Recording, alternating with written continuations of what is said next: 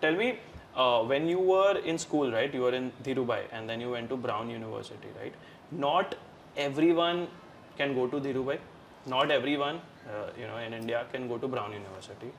What's the difference in the kind of education that you would, say that, okay, this was something which you learned at Dhirubhai or you learned at Brown University, which a normal person, right, would not be able to learn in his or her school or college? Because let's say, for example, I've gone to GD Somani, right? Again, a South Mumbai good school, right? And I've gone to KC College, okay?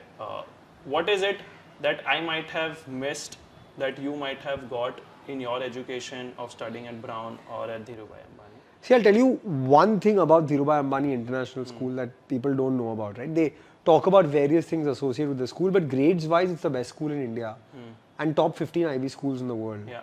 It is a really, really academically inclined place that teaches you a lot about hard work. Okay. So, the ethic of working hard enough to get the results that I wanted was something that school imbibed in me. All right. They wanted everybody to excel, and mediocre or even good was not acceptable.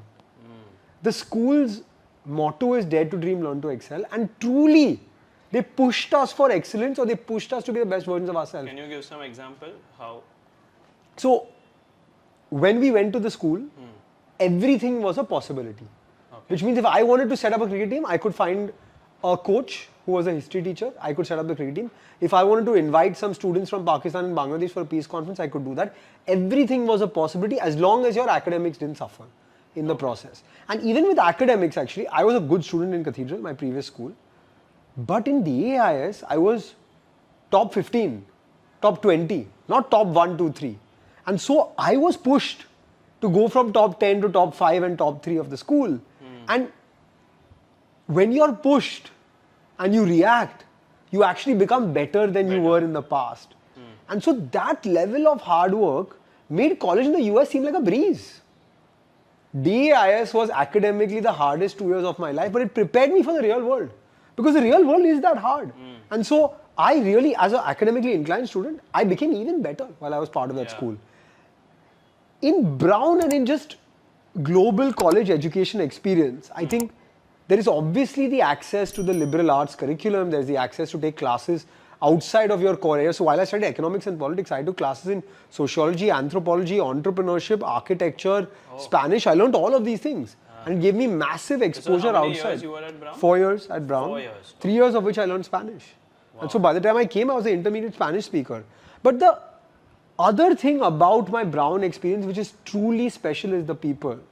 When I graduated from college and I got married 5 years later, 75 of my friends out of India made the effort to come down to Mumbai for my wedding and spend those 3 days with my family.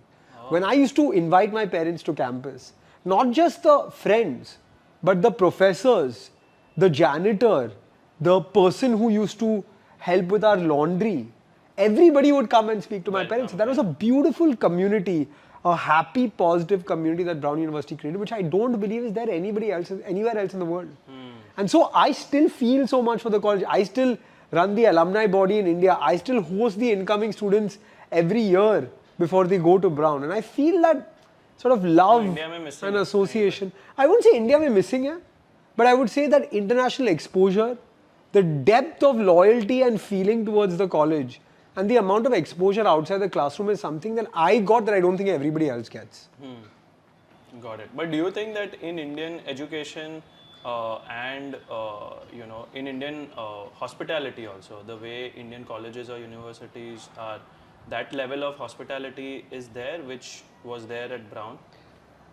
See, Devansh, my dream is that my daughter studies in college in India. If it means she does 3 years here and 1 year abroad, etc., all of that. But over the next 18 years, I hope and pray that Indian universities are able to give a similar experience. We are seeing green shoots of this with Masters Union and MESA. There are people thinking about it in a new way. Yes, are we there yet? I don't think we are. We are not there yet in terms of the outside classroom experience. The inside classroom experience in some of India's top institutions, including IIMs and IITs and ISBs of the world, is there.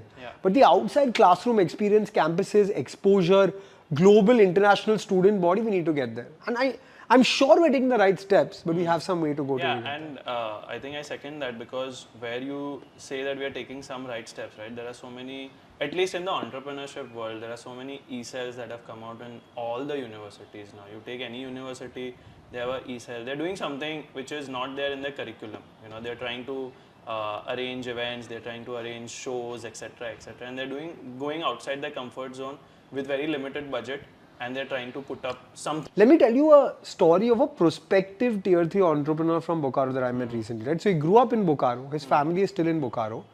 And he wanted to get out of Bokaro, so he got a scholarship to go to Christ College in Bangalore. He worked in Bangalore for a little bit, and then he raised money or borrowed money to do an MBA in Canada. He now lives in Canada. He has a job in investment banking. He's paid off all his debt. And he's now looking to start up in India. And that's why he met me.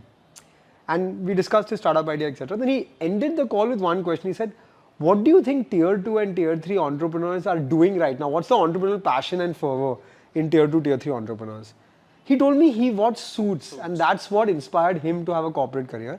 I said, you watched Suits 15 years ago, and I watched Suits 15 years ago. Yeah. Today's young people are watching Shark Tank. So just imagine where they will go and where they will see the possibilities. I think the generation today, while people say a lot of things about them negatively, they have complete access to information. They have complete access to aspiration, and they are much more ambitious, see much more possibilities than we did. And so I'm actually very positive about the future of our country. Yeah, I think that's absolutely, I think, bang on.